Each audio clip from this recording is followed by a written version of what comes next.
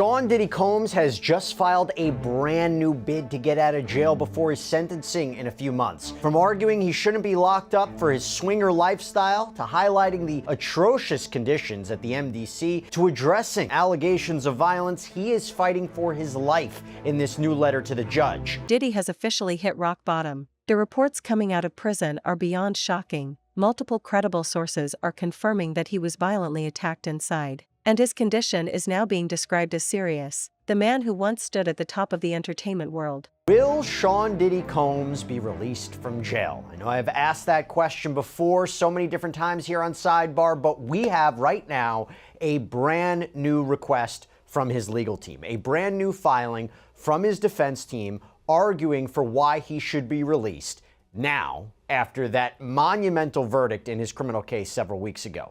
The circumstances have changed, and I will tell you what, we did an interview a few weeks back that kind of previewed why and how Combs could be released. It was a bail bondsman that is apparently working with Diddy's team behind the scenes. I'm going to get to that a little bit later, but what I want to talk about right now is this latest letter from the defense to the judge overseeing this case, Judge Arun Subramanian. Remember, this comes after a jury of Combs' peers found him not guilty of racketeering conspiracy, not guilty of 2 counts of sex trafficking, but they did convict him of 2 counts of transportation to engage in prostitution. He's set to be sentenced on October 3rd. Technically, he could face up to 10 years in prison on each charge. Highly unlikely. Think maybe you might be looking at somewhere to 2 to 5 years potentially, but he could also get time served and be released, although that also seems unlikely. I'll talk about that a little bit later too. But initially, after the verdict, right after the verdict, his defense team petitioned the court that he should be released. He was just acquitted of some very serious charges.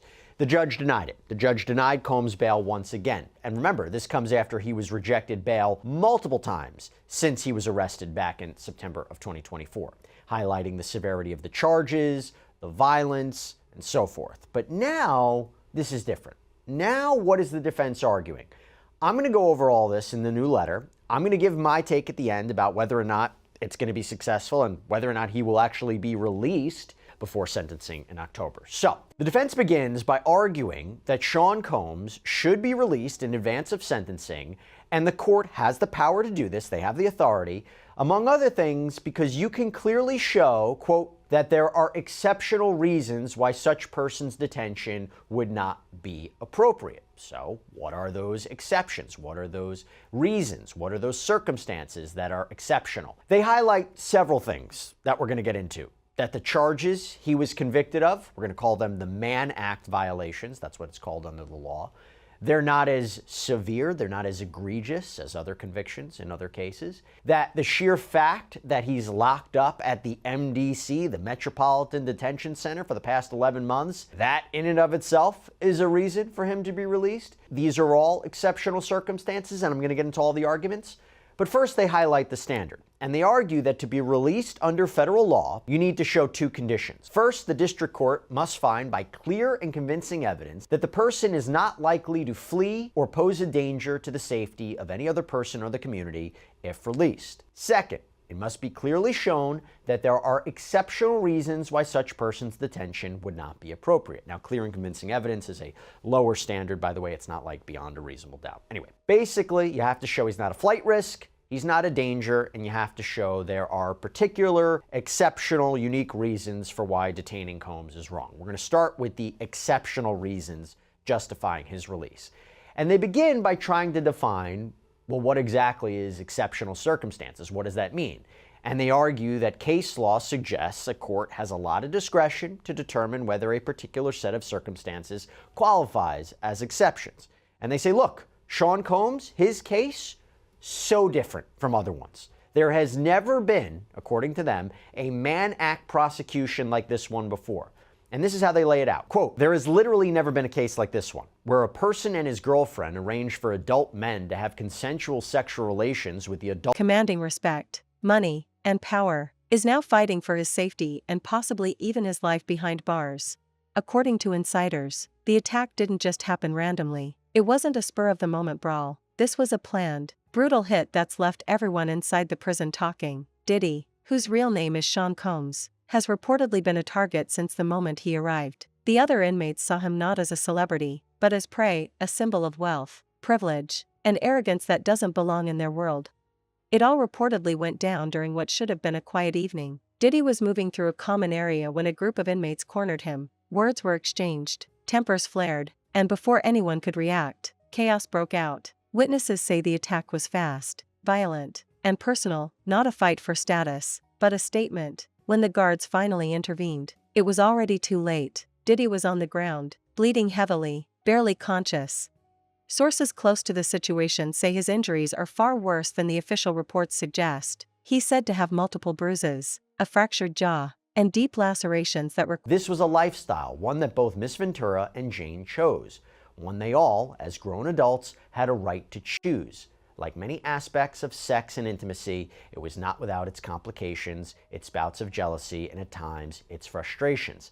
But that is a hallmark of any serious romantic relationship, and that is what these were, serious, long-term romantic relationships. By the way, not surprising they're really focusing on this because, again, he was acquitted of sex trafficking. They highlight how the jury didn't find sex trafficking of Jane or Cassie, that it didn't occur. There was no force, fraud, or coercion that was used to induce these women to engage in commercial sex acts. For transportation to engage in prostitution, what he was convicted of, the prosecution didn't have to prove that violence was used or that fraud was used or threats were used. It was just, did you transport these women and men for the purposes of sex work, commercial sex acts? And obviously the jury convicted him of that. And they highlight all the jury found was that there was prostitution, payment of porn stars and escorts. And they highlight that he is a swinger, or under the Mann Act, a John. And they argue he doesn't deserve to be locked up for this. Quote, Sean Combs should not be in jail for this conduct. In fact,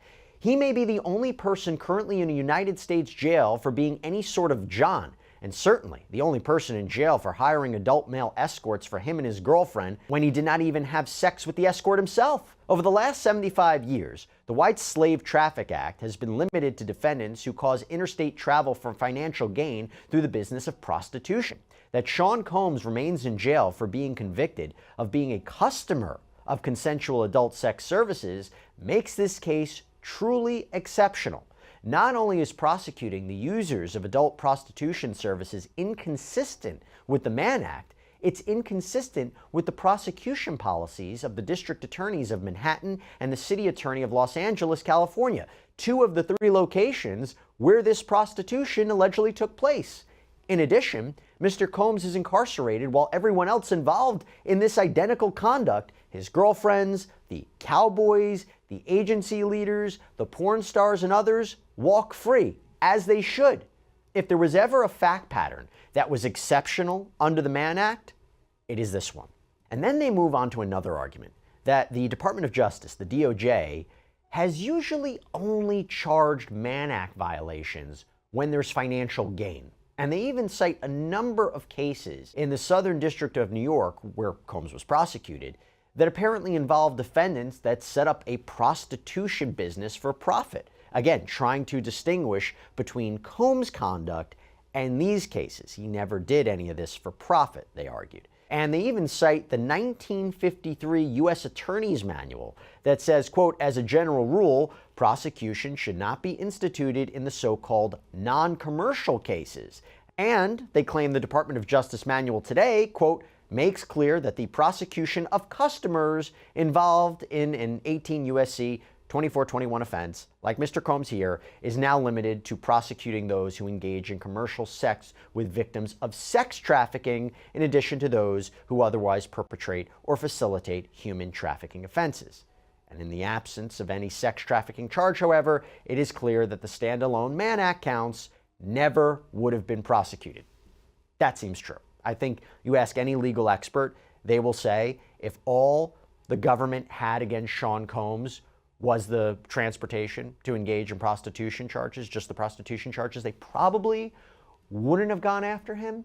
They coupled it with racketeering and they coupled it. Required immediate medical attention. One insider even claimed he was briefly unconscious and had to be rushed to the prison's infirmary before being transferred to an outside hospital under guard supervision. The prison administration has stayed silent, but the leaks are painting a disturbing picture. Diddy is in serious condition, and his future is uncertain.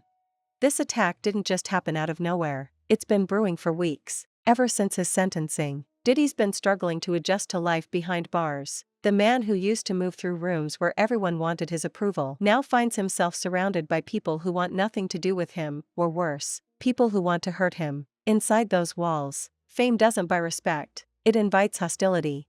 Inmates talk, rumors spread, and in Diddy's case, every story about his wealth, his scandals, and his influence has only made things worse. Word is that he's been trying to keep to himself, staying quiet, avoiding with sex trafficking. I agree with that. I don't think that they would have gone after him just for that. Anyway, the defense highlights how modern day prosecutions of Johns is really when you're talking about exploiting vulnerable foreigners who don't speak English well, which again is not the case here.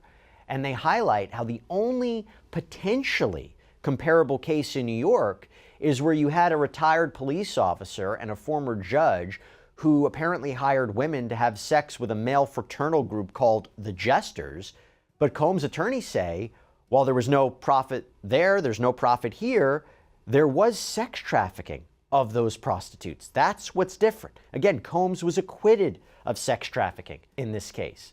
And here's the main point, quote, moreover, the cases which involve defendants similarly situated to Mr. Combs have been released on bond pending sentencing. In reviewing the cases across the country where the primary or sole conviction was for a violation of 18 U.S.C. 2421, the defendants who were not charged with running a prostitution business have been released pending sentencing. And then Combs' attorneys make another argument for why Combs' conditions are exceptional. And it's about him being locked up at the MDC.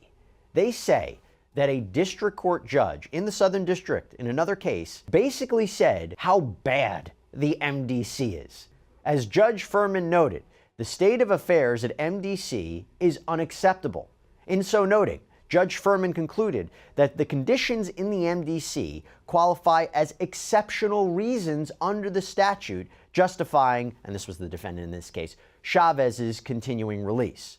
Judge Furman found that the conditions at the MDC are, quote, dreadful in many respects, but three warrant particular emphasis. 1. Continued reports of inordinate periods of lockdown. 2. Claims that the facility provides inadequate and or substantially delayed necessary medical care, a particular risk in this case. And 3. General issues about the conditions at the facility. These conditions have not abated in Mr. Combs' detention at the facility. As the court is aware, during Mr. Combs' incarceration at the MDC, the facility was subject to an interagency suite that was designed to achieve our shared goal of maintaining a safe environment for both our employees and the incarcerated individuals housed at MDC Brooklyn. They're actually quoting what the rationale was. In other words, there is a significant issue at the MDC related to the safety of employees and incarcerated individuals that require outside law enforcement action from multiple agencies to address. Importantly, MDC, as a jail, has a significant law enforcement presence within its walls 24 hours per day that are equipped with investigatory and often unregulated authority. Thus, the requirement of outside law enforcement agencies to ensure safety within the MDC is an admission that serious violence, mayhem, and chaos is occurring within the MDC that requires more than a Band-Aid raid, but rather surgery. Indeed, we are aware of ongoing threats of violence and actual violence in the facility such that Mr. Combs' safety is constantly at risk. And they go on to argue, though Mr. Combs has been a model inmate for his nearly year-long period of confinement, the violent conditions are still very much a concern for Mr. Combs and is an unnecessary confinement risk given the clear precedent of multiple similarly situated Mann Act convictions where defendants were released on conditions. Now, the government, by the way, would probably disagree with that statement of him being a model inmate. Remember when they accused Combs of trying to arrange three-way phone calls and buying the use of other inmates' phone privileges to try to make sure the government wasn't listening? Eye contact, but that doesn't erase the target on his back. For some inside, taking down Diddy isn't just about violence, it's about making a name for themselves. And last night, someone made that move. The most chilling part is that insiders are calling this a warning. The people who attacked him reportedly weren't done, they were sending a message. A message that Diddy's not untouchable anymore. The same man who once ruled the charts, the clubs, the culture, he's now just another inmate, vulnerable, broken, and stripped of every ounce of control he used to have.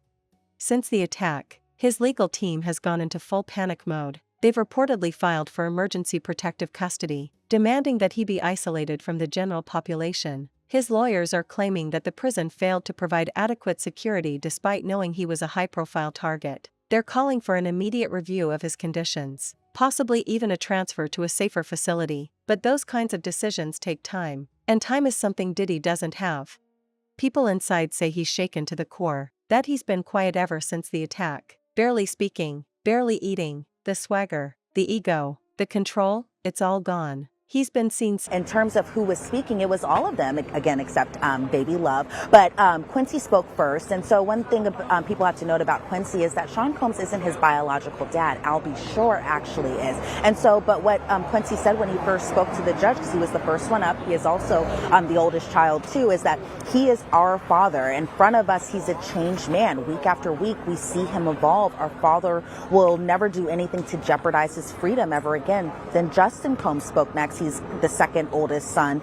Justin Combs said, please give our father a second chance. This has been the toughest time he's ever been through. This time saved my father's life. I talk to my father every day. He's changed for the better. I ask you to see my father the way I do.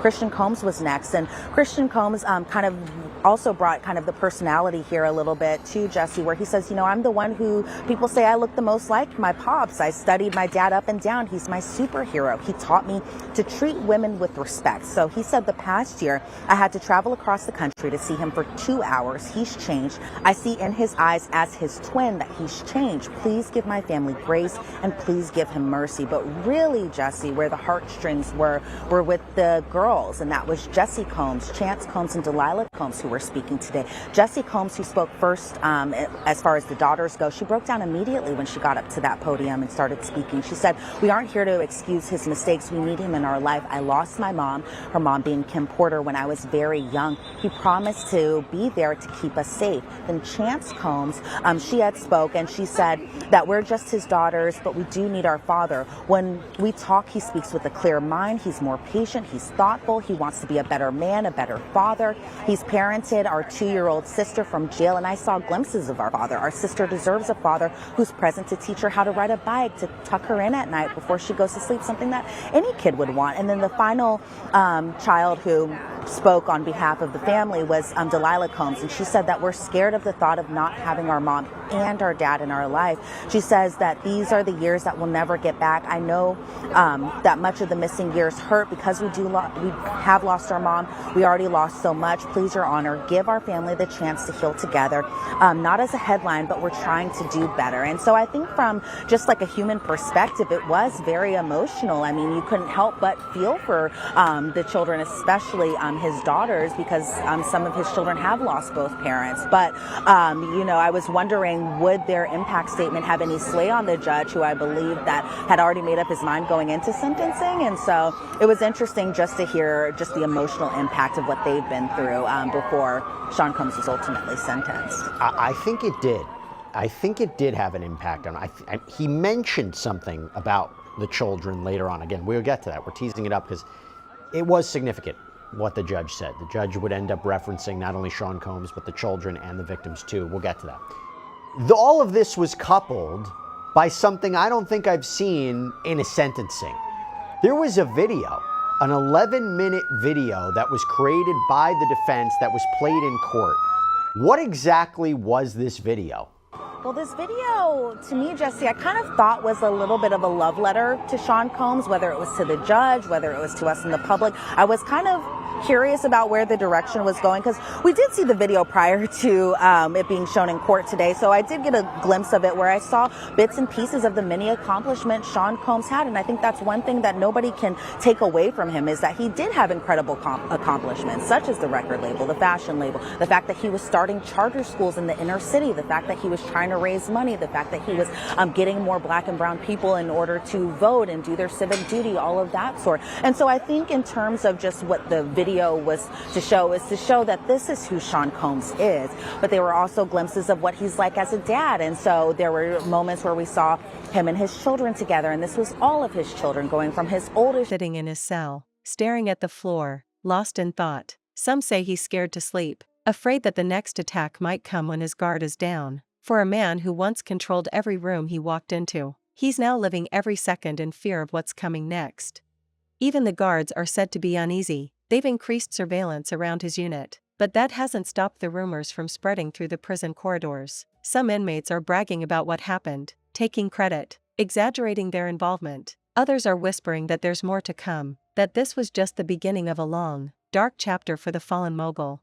Outside the prison walls, the reaction has been explosive. The media's in a frenzy, fans are shocked, critics are calling it karma. Every major outlet is running with the story, analyzing how the man once called untouchable is now fighting just to make it through another day. Social media is flooded with theories, some claiming rival inmates attacked him for power, others saying people from his past may have had something to do with it. Whatever the truth is, everyone agrees on one thing: Diddy's life behind bars has turned into a nightmare. Make the point that he is a changed person.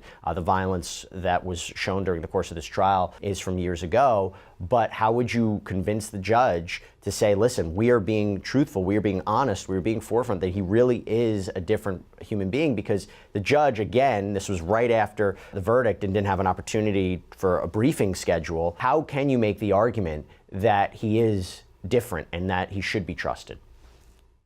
Well, I mean, I think, the point you mentioned about the arrest, I mean, unfortunately, Sean has struggled with drug addiction for a long time. And I think one of the good things and positive things is that has come out of his incarceration. It's given him an opportunity, to rehabilitate. He's committed to continuing that. He's committed to a long-term program of therapy and helping with the domestic violence problem that he's had in the past. So, at a certain point, you have to just, maybe it is a leap of faith, but you have to just give a person another chance. And he really is committed to change and to there being a new chapter of service on his part. So, I think we have to hope that the judge will agree with that. And I think we've made a strong case for that.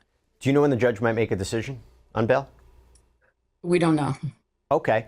If he denies release again, does that give you a sense of what sentencing could be like? Now, to be clear, my understanding is Judge Arun Subramanian even said at the point, if I make a decision on release, it's not indicative of where I'm leaning towards sentencing. I know there's a pre-sentencing investigation still being conducted or has been conducted. There's a lot of factors to consider.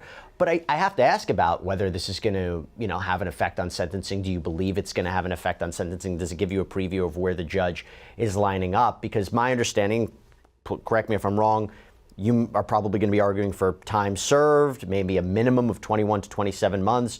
Where do you think the judge is going to go here? Yeah, I mean, I think that you have to take each step at a time and that the judge is not going to prejudge that. There's a lot more information he needs to get, not only the pre-sentence report, but we're going to make a very fulsome sentencing submission. And he's going to have, a much more detailed picture. Even, the trial was about the charges, right? And he doesn't have the full picture of all the factors about Sean's life that he's going to consider. There's going to be a big fight about the sentencing guidelines. We think actually we're going to end up arguing for an even lower guideline range than we had originally believed at the time of the verdict, where we didn't have we had like a couple of hours to try to figure out what to say about bail. So, I hope the judge will grant bail, but I feel confident that even if he doesn't, it doesn't necessarily mean he's not going to sentence Sean to time served. He's going to take everything into account when he gets all the submissions. And, I've got a lot of confidence that the judge is going to be fair and not prejudge the situation. And you also have this motion for judgment of acquittal, that the Mann Act convictions should be tossed out, Combs be granted at a minimum a new trial. Number of very interesting arguments that are present, and it's basically that there has really never been, as we talked about, a prosecution conviction on a Mann Act like this, that Combs wasn't profiting off of the business. There were all consenting adults that were involved. The jury didn't find that there was any sex trafficking, that this isn't even prostitution per se, it's more voyeurism, that the intent wasn't for people to travel for sex for money, but paid them for their time. They were all having a good time. There's a First Amendment argument that the freak-offs and the hotel nights were performances that were videotaped so he could watch them later. It's amateur pornography. There's an argument that he was prejudiced because of all the other evidence that came in to prove. This isn't the same man who once stood on red carpets surrounded by cameras. This isn't the same mogul who built an empire out of ambition and image. That man's gone. What's left now is someone stripped bare, forced to face a brutal reality that money, fame, and power can't shield him from anymore. He's learning that in prison, all of that disappears, and what remains is the raw truth of who you really are. His team's latest updates suggest he's recovering, but the tone is cautious. They're choosing their words carefully, avoiding any confirmation of the full extent of his injuries. They don't want panic, but they can't deny the fear. His lawyers are pushing harder than ever for an appeal, arguing that his life is at risk and that he can't safely serve his sentence under these conditions. But as of now, there's been no word from the court, no promises, no guarantees, just silence. And that silence is deafening, because it's starting to dawn on everyone, Diddy isn't in control anymore. For decades, he controlled the narrative. Every scandal, every rumor, every headline, he knew how to spin it. But this? There's no spin for this. No press release can RICO or sex trafficking, but would never have come in if this was merely a prosecution for the Mann Act violations. Specifically, we talk about the Intercontinental Hotel footage.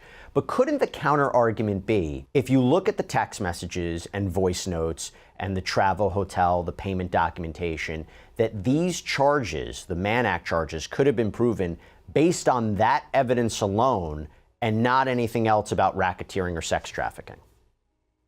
Well, I think that goes, I don't agree with that. I think that, as we argued in the papers, the government didn't really show that the purpose of the travel was to have sex for money, and that in fact all the testimony and a lot of the other evidence showed that the men were being paid for their time. But even if we were wrong about that one, we have a number of the other arguments that you mentioned that really aren't undermined by those records.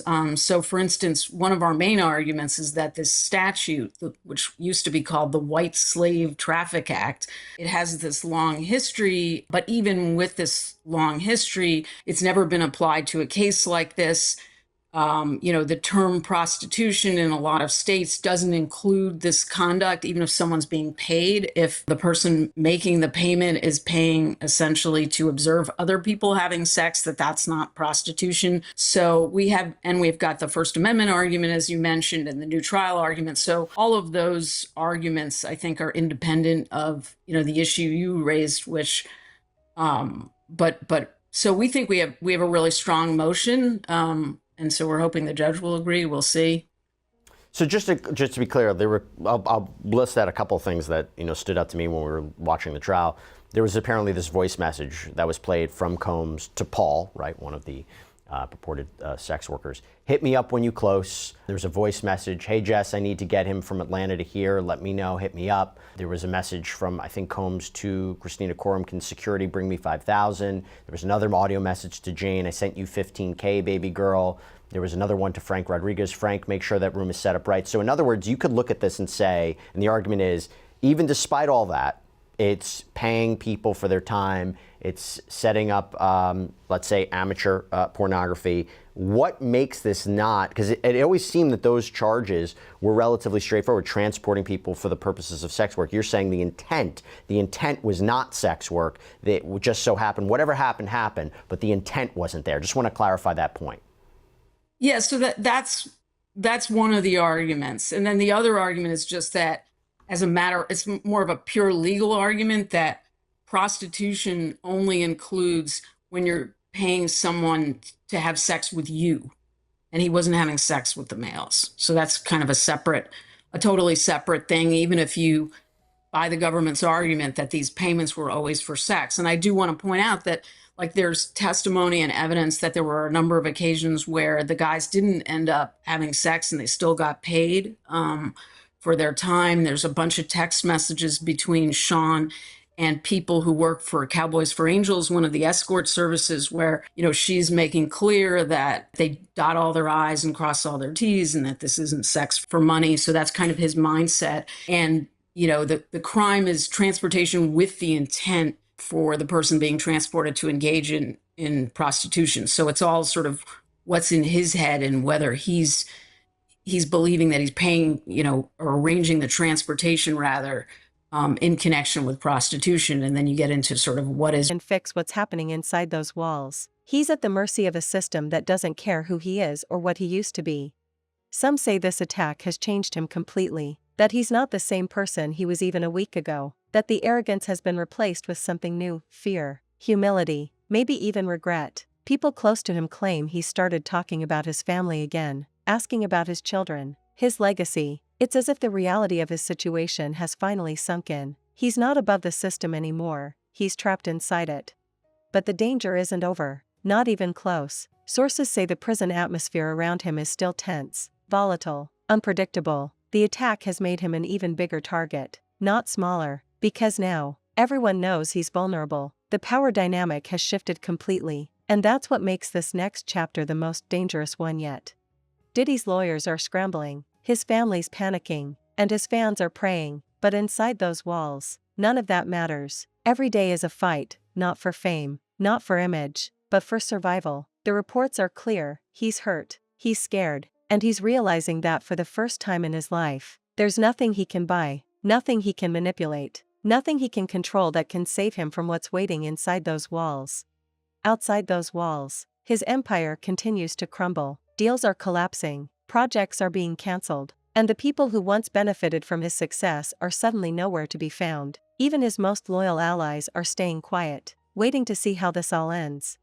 The world is watching closely now, but the truth is simple: this is the consequence of everything he's built, everything he's hidden, and everything that's finally caught up to him. Diddy's empire may have fallen long ago, but now his body and spirit are breaking too. His condition is serious, his future uncertain, and his once unstoppable name has become the symbol of downfall. Diddy has lost control, not just of his freedom, but of his fate. And for a man who once believed he was invincible, that's the most devastating truth of all.